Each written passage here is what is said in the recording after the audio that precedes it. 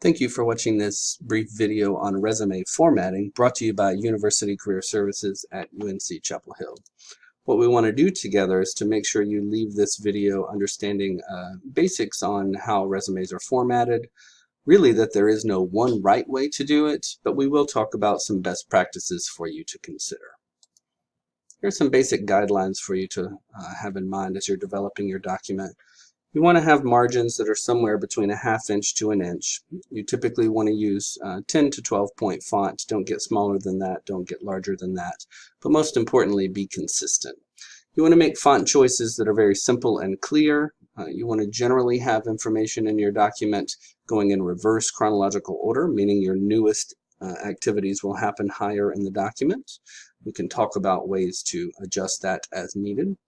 And then note that some fields in some different areas may use more artistic documents. You may see things like infographic resumes, other sort of very visually oriented resumes, and those can be appropriate at times, but in most instances, unless the field demands it, it's not the preference of most recruiters.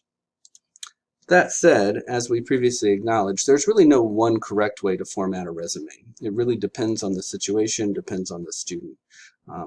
There is a lot of overlap between conversations related to the content of the document and the format of the document. And if you haven't reviewed it, we do have a separate video on resume content. But here we're mostly going to talk about the structure, less so about what you include. That said, one part of the structure that is about what you include is the different sections that you might use. Now, in the example you see on the screen, there are some things that are perfunctory. Every student is going to have an education section in their document.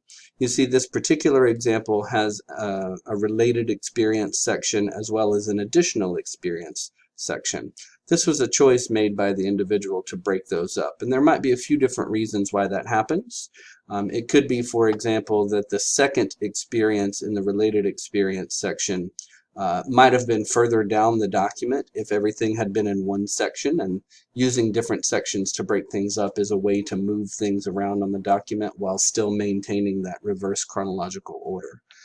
It's also the case that there's an activity section here on this document, and it's important to know that there are judgment calls about what goes into an activity section. For example, it might have been that this person could have chosen to include these two experiences in the additional experience section rather than breaking them out. All of that was a judgment call. There are other things that you might choose to include that aren't reflected in this document as well. For example, some students will have an honors section.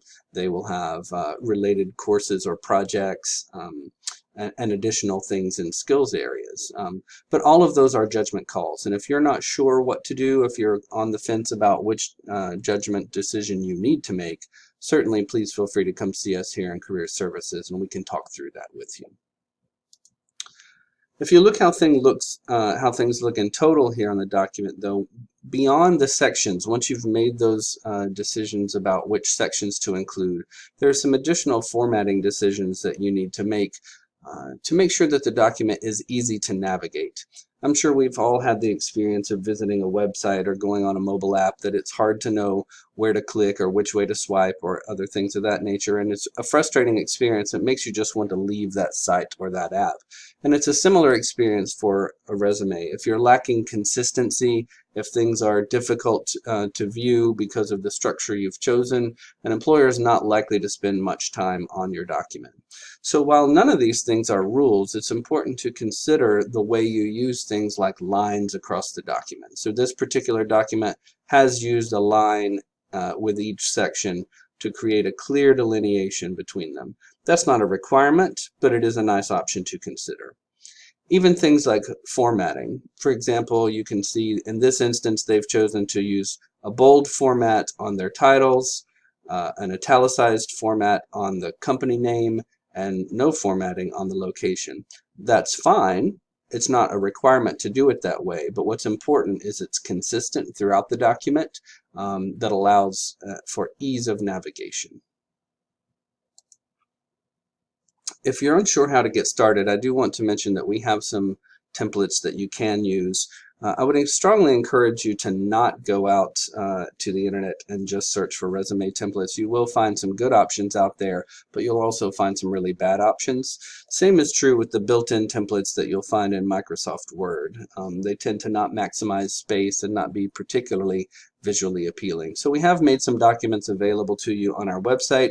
It requires a little bit of digging, unfortunately. You're going into the student section, then into the resumes section, and you'll find in the related files section of that some template options. If you're having trouble navigating to those, again, please don't hesitate to contact us.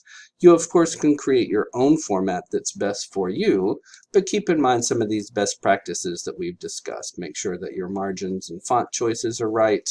Make sure that you are selecting good options to make your reader really be able to navigate with clarity and ease.